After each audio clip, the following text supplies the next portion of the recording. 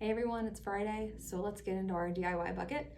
It has been raining all week here, so we kind of were channeling that kind of inspiration, and then it got super sunny and now it's overcast again. So join us in this cloudy meditation. We're using lots of blues and pretty purples in this week's bucket. To start, we're going to be using the concrete Newport pot. This is the same pot that we used for our weekly send-outs this week, and a piece of chicken wire. I'm using a small piece of chicken wire this time because the container is pretty small and it tapers at the bottom, so I didn't want to have a huge mound in there. I'm going to do the same thing with it that I always do. I'm going to take the chicken wire, roll it over on itself slightly so that it goes in and it makes a nice little dome at the top. Move all the little bits around and tuck it right down in there so that it does not stick up over the top. Again, if you wanted it to come up over the top, that would be more so if you were putting things in at the side that wanted to spill over to the side and you wanted to hold them. But for something where all of the stems are going in more vertically, we can just do it like this and it'll hold it going in at an angle. First things that we have are our beautiful Italian autumn changing hydrangea. This is an antique blue hydrangea. And I'm gonna take some of these little pieces off the sides. There's some leaves down the stems we wanna get rid of. Use your scissors or your clippers to just get those off of there so you have a nice clean stem. We're gonna trim it so that the bottom of the stem is going into the bottom third of our container. And we're just gonna go ahead and place it in there so that it sits over the edge. Now, mine, I'm putting it in there and it's hitting the bottom and wiggling around a little, so I'm gonna take that out and give it another little trim, get it a little bit shorter. So always err on the side of the longer stem, and then if you need to trim it, you can trim it, but don't cut it too short because you need to make sure it's getting down to that bottom third of the vase. Otherwise, it's not going to get water. So I have 3 of these in there. There are a couple of different sizes, so you just want to work them around in your vase so that it covers the entire top of your vase and comes over the edge slightly. Just make like a little bit of a muffin top look here. Take off any brown bits. This guy's really big, so I might need to cut him back a little bit so that it fits into the vase.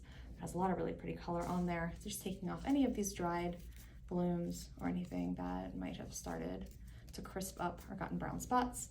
And then again, take off any of these leaves, give it a trim at an angle when you remember. I'm gonna actually go ahead and take this little piece off here and just use this piece so that it fits in with the rest of them a little better. I'm gonna go in at an angle, like so. So now you see we have all of this coverage. You can hang on to this and use it in a little jelly jar, or at the end, if you need a little bit of fill, you can tuck it in as long as that bottom's getting into the water. So just move everybody around. If there are any pieces that are sticking out or breaking the plane of your hydrangea ball that you don't like, just kind of trim them off, edit it to the shape that you like. So it's kind of a moundy ball. It's gonna be the base of our arrangement, just to get it all around. Next, we're going to come in with some of our umbrella fern for a nice limey green. We are going for nice cool colors this week. Again, trim it on an angle, pull all the pieces up together like so, and then we're going to put it in like this, and then that way it can fan out in the arrangement. Go right in between like that. It gives a little bit of shape, a little bit of movement. It also brings the arrangement out a little bit. It's a little bit larger, which is nice. And tuck that in there. That one's a little long, so I'm going to trim it again. And place it in to my chicken wire. Make sure that my hydrangea is staying put. The hydrangea will really stay put when you start putting the flowers in on top of it, but it can be a little tricky. I want to move around in the arrangement early on before you get too many stems in it. I'm kind of going in between the blooms here. Now, if you find you have a super duper large piece of umbrella fern, you can always break the individual pieces off and use them individually rather than using it as one big placement. So let's say you have like a really big piece here. You can just pull the whole thing off, clean the bottom greens off a little bit, the leaves, and then tuck that into the arrangement. Sometimes you get these things and they're pretty massive. Okay, tuck this guy in here. Look at between all of the stems, the lateral stems of my hydrangea, like so. Okay, and then we have some Israeli ruscus. So these are nice. Again, we use them a lot because they're super long lasting and they have a nice vertical line to them. So you can use them to fill in between your vertical stems as well. I'm going to put them in sort of like spokes on a wheel going around the outside of my vase. Just do 3 of them around the outside. You should have 5. I'm going to do 3 around between. These are going into my hydrangea and kind of picking them in there. And then I have one that can kind of come up to the top, and I'm gonna clean those greens off. There's a nice clean stem going right in through the top as well. Here we go. All right, and then we're gonna put our peonies in. These are kind of like the nice in-betweeny pink color. I love them because they're super long lasting and they have this nice ball shape, so they have a really dense petal count. They get really big and fluffy.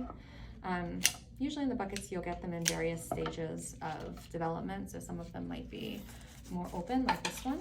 Don't worry, that doesn't mean it's going to last much longer. Peonies are pretty good about holding their blooms. But you might get one that's a little bit more like a ball. If you have one that's more like a ball, you can use your hands to gently open the petals, or like push down on the top so they start to unfurl. We didn't put any in that were super tight this week. Sometimes if you are at the grocery store or wherever getting them and they're super duper tight like balls, you might need to dip them in the water to get some of that sticky, sappy stuff off the outside. Get them to open up a little bit more.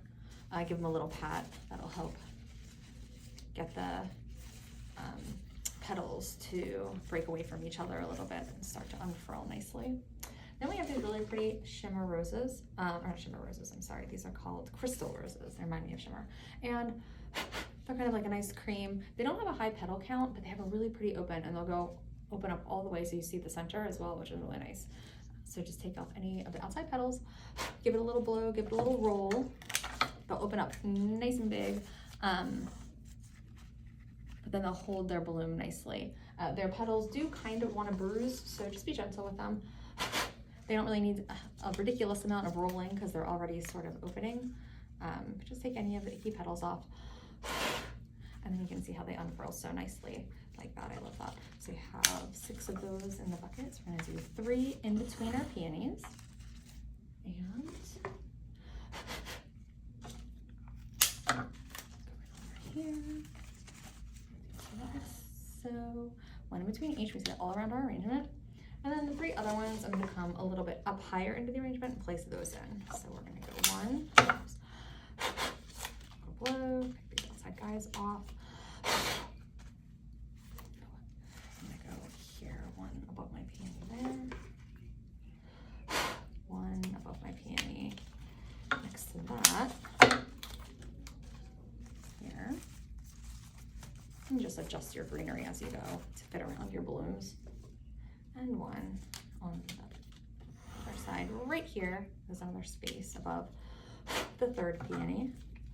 Tuck that in there. A nice round arrangement. Putting all of these greens in.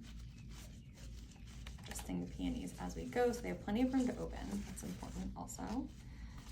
Taking up all this maximum space that they can. There you go. Get my trash out of the way, and then we have some really pretty blue and lavender anemone. And these guys, just be very careful when you're putting them in. As you can see, their stems are kind of like a straw. So if you hit that chicken wire and you split it, it's going to kind of curl up. So we want to gently push them in. If you're meeting any resistance, don't keep pushing. Just take it out. Try to find another spot. You don't want to push through and break your stem. So I'll do 1 here. And tuck 1 in here.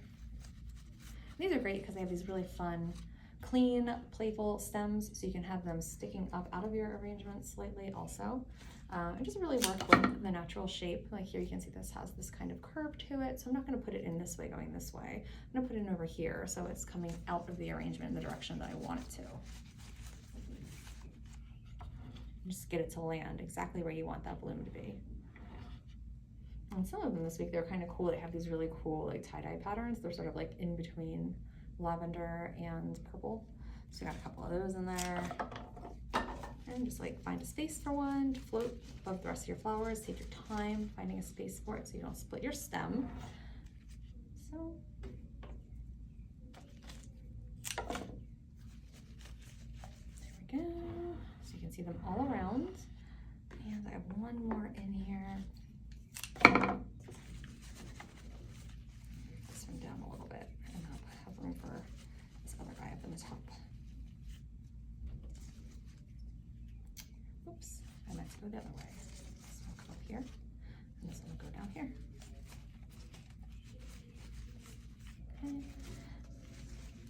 work of greens in between. Pull everybody out so you can see. It's making a lovely rounded textured centerpiece or coffee table arrangement. Ooh, and it's pouring. That is that sound. Wild. It has been crazy weather here in Baltimore. Okay. All right, and there you have it. That's pretty simple for this week with just all of our favorites that were in the shop this week. The prettiest anemone, the prettiest cream roses, and these awesome ball peonies in a nice textured design. Feel free to ask any questions. Let us know in the comments what kind of arrangements you'd like to see, what kind of flowers you'd like to see. We were toying around with the idea of bringing maybe some more tropical pieces in, doing something a little bit more Ikebana style for one of the weeks. So let us know, and certainly follow along. Every week we do one of these for the bucket subscribers that are out there. If you are interested in joining the fun and getting a bucket for yourself, you can find that on our website, which you can link through this YouTube channel. And you can order one for yourself. Get one delivered right to your door, or pick it up at our shop in Owings Mills, just north of Baltimore, and follow along and play along and give suggestions, share your arrangements. We can't wait to see them. And until next Friday, happy designing.